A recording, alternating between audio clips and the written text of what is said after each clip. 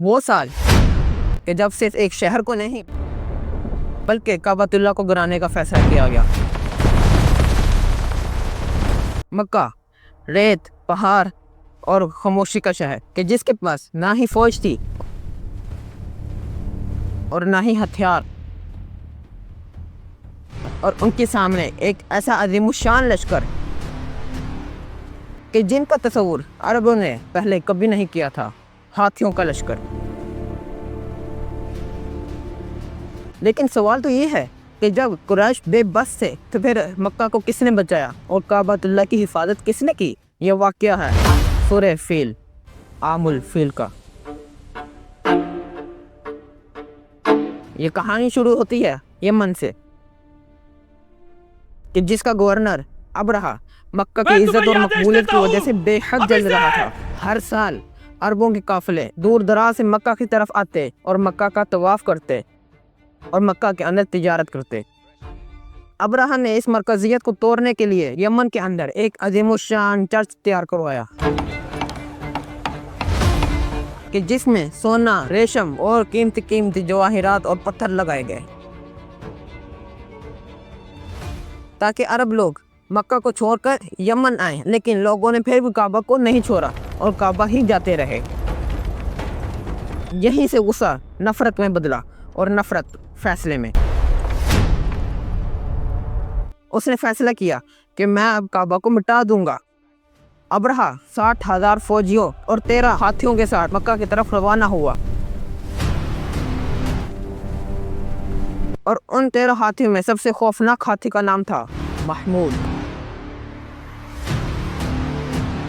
और अरब ने पहली मर्तबा देखा था कि जंग सिर्फ हथियारों से नहीं बल्कि बड़े बड़े जंगली जानवरों के साथ भी लड़ी जा सकती है। जब ये लश्कर मक्का के करीब पहुंचा तो उन्होंने मक्का में लूटमार शुरू कर दी और लोगों के ऊँट पकड़ने शुरू कर दिए और साथ ही साथ हजरत अब्दुल मुत्तलिब के भी ऊँट पकड़ लिए।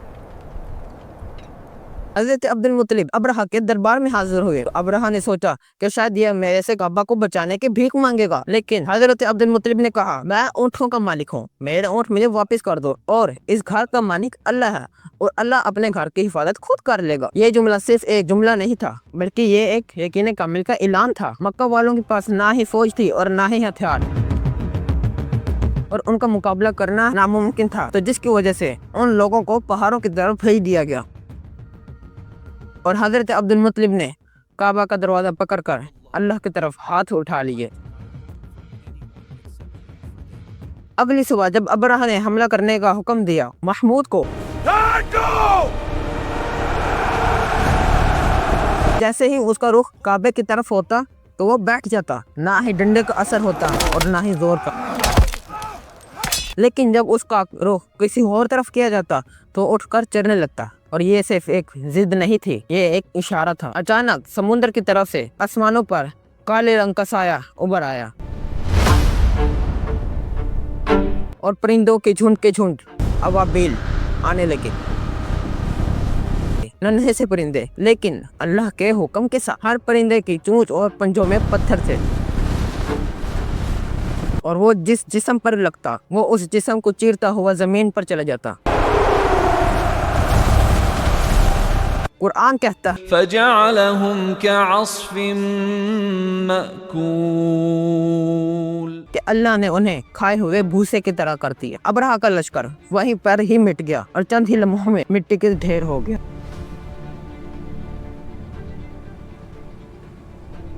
और अबरहा खुद जिंदा लौट आया।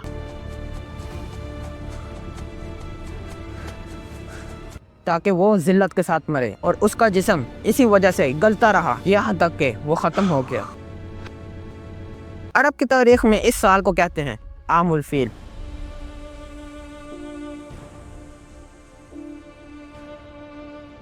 यानी हाथियों का साल। और इस वाक़े के सिर्फ 50 दिन बाद किसी मक्का की ज़मीन पर रहमतुल्लिल आलमीन हज़रत मोहम्मद मुस्तफ़ा सल्लल्लाहु अलैहि वसल्लम की विलादत हुई। गोया अल्लाह ने पहले अपने घर की हिफाजत की ताकि अपने आखिरी नबी सल्लल्लाहु अलैहि वसल्लम का इस्तकबाल करे। ये वाक़या सिर्फ एक तारीख नहीं बल्कि एक पैगाम है कि जब अल्लाह किसी चीज़ की हिफाजत का जिम्मा खुद ले ले तो दुनिया की कोई भी ताकत उसके फैसले के सामने खड़ी नहीं हो सकती। अगर आपको ये वीडियो पसंद आए तो लाइक और शेयर ज़रूर कीजिएगा और सब्सक्राइब भी ज़रूर कीजिएगा।